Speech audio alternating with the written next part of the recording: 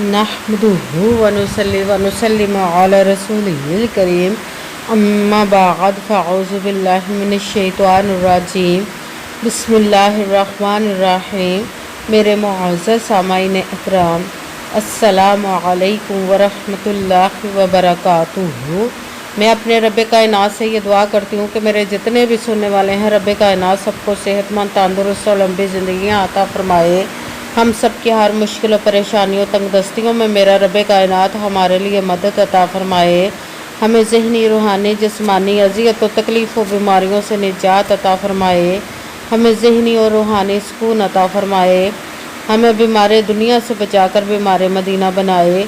और जो हम सब के हक़ों में बेहतर है, मेरा रब कायनात हमारे लिए वो अता फरमाए। और जो हमारे हक़ों में बेहतर नहीं, उसका ख्याल भी हम सब के दिलों से निकाल दे और हम सबको अपनी रज़ा पर राज़ी रहने वाला बना दे। आमीन सुम्मा आमीन। आज माशाल्लाह से 18 रबीउल अव्वल और पीर का दिन है। आज के दिन जो मैं आप लोगों के लिए वजीफ़ा लेकर आई हूँ वो है रब्बी इन्नी मगलूबुन फंतासिर है, जो कि बहुत ही ख़ास पावरफुल वजीफ़ा, जिसको चलते फिरते आपने 18 बार इस अमल को पढ़ना है। आप इस जब अमल को पढ़ेंगे तो रब कायनात आपकी ज़िंदगी में कभी चीज़ की किसी की कमी नहीं रहेगी। गैबी ख़जानों से दौलत की बारिश अता फरमाएगा। जो सालों से आपके काम रुके हुए हैं उनको इंशाअल्लाह पूरा अता फरमाएगा। ये मौका आपको दोबारा 1 साल के बाद मिलना है। आप इस मौके से फ़ायदा उठा लें। आज इस वजीफ़े को पढ़कर अब बेशक आज़मा कर देख लें। आपकी जो नेक और जायज़ हर हाजत, हर मुराद इंशाअल्लाह रब कायनात अपने हुक्म से पूरी अता फरमाएगा। आप इस वजीफ़े को आज के दिन स्किप मत कीजिएगा, छोड़िएगा मत। जैसे वीडियो मिले फ़ौरन पढ़ लें। अगर फ़ौरन किसी मजबूरी की वजह से ना पढ़ सके तो इस वीडियो को अपने पास सेव कर लें और जैसे ही आपको टाइम मिले तो इस वजीफ़े को लाजमन पढ़िएगा और पढ़ कर देखिएगा कि रब कायनात आपकी ज़िंदगी में कैसे कैसे मोजज़े अता फरमाएगा इंशाअल्लाह अल अज़ीज़ अपने हुक्म से। आप इस वजीफ़े को किसी भी मकसद, किसी भी हाजत के लिए पढ़ सकते हैं। ये बहुत ही ख़ास, पावरफुल और मुजर्रब वजीफ़ा है। आप इस वजीफ़े को रब कायनात के गैबी ख़जानों से दौलत लेने के लिए पढ़ सकते हैं। आप इस वजीफ़े को आपका अपना घर नहीं, घर ख़रीदने के लिए पढ़ सकते हैं। आपके घर में लड़ाई झगड़े रहते हैं, निजाकी परेशानी, मुफलिसी, गरीबी है, उसके लिए पढ़ सकते हैं। आपकी औलाद नहीं या आपकी औलाद नाफरमान है, उसके लिए पढ़ सकते हैं। आपके ऊपर बहुत ज़्यादा कर्ज है, उतरने का सबब नहीं बन रहा, या आपने अपनी कीमती चीज़ या पैसे किसी को दिए वापस नहीं कर रहे, उसके लिए पढ़ सकते हैं।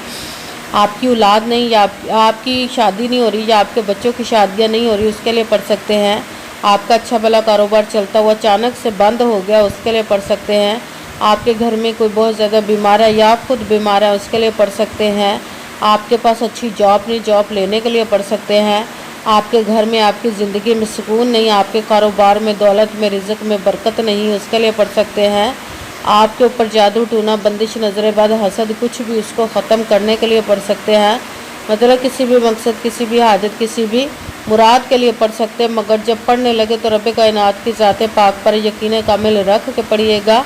कहते हैं कि यकीन कामिल होता है, पीर कामिल नहीं होता। और अच्छी नीयत रख के पढ़िएगा कि रब कायनात कुरान पाक में इरशाद फरमाता है इन्नमल अमालु बिन्नियात, कि जो अमलों का दारो मदार होता है वो नीयतों पर होता है। अगर हमारी नीयत अच्छी है तो हमारा अमल भी अच्छा होता है, और अगर हमारी नीयत ही अच्छी नहीं तो हमारा अमल भी अच्छा नहीं होता। चाहे हम जितनी मर्ज़ी मेहनत कर ले, जितनी मर्ज़ी कोशिश कर ले, हमें उसका फल, उसका अजर अच्छा नहीं मिलता। इसलिए अच्छी नीयत रख के, पुख्ता यकीन रख के और 5 वक़्त की नमाज की पाबंदी लाजमन रखिएगा। फिर इस वजीफ़े को कीजिएगा और वजीफ़ा करते वक्त आपके दिलों में, जहनों में ऐसा वसवसा नहीं आना चाहिए कि हम ये अमल कर रहे, पता नहीं हमारी मुराद पूरी हो या ना हो। ऐसा हो नहीं सकता कि हम रब कायनात के किसी इसम का या कलाम पाक का वजीफ़ा पढ़ें और हमें कामयाबी ना मिले। ये हमारे ईमान की कमज़ोरी, जिसकी वजह से हमें नाकामी मिलती है। आपने सिर्फ अमल करना है, उसका फल, उसका अजर देना उस ज़ात पाक का काम है,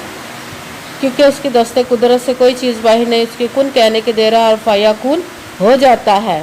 آپ نے عمل کرنے کے بعد اس کے کن کا انتظار کرنا ہے۔ انشاءاللہ العزیز رب کائنات اپنے حکم سے آپ کی تقدیر کے بند تالوں کو کھول دے گا، نصیب کے ستاروں کو چمکا دے گا، آپ کی زندگی میں ایسے ایسے معجزے عطا فرمائے گا کہ آپ خود دیکھ کر حیران رہ جائیں گے۔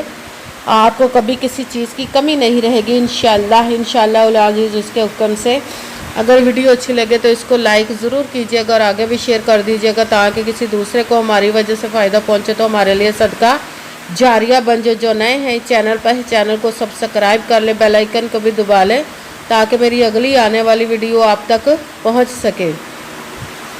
اگر کوئی مجھ سے کسی مسئلے کے بارے میں استخارہ کروانا چاہتے ہو، کسی کام کا حساب لگوانا چاہتے ہو، کسی کام کے لیے وظیفے کا پوچھنا چاہتے ہو یا قرآن پاک آن لائن پڑھنا چاہتے ہو، محفل میلاد النبی کے لیے بلوانا چاہتے ہو تو واٹس ایپ کا نمبر ویڈیو پر چل رہا ہے، آپ لوگ مجھ سے رابطہ کر سکتے ہیں۔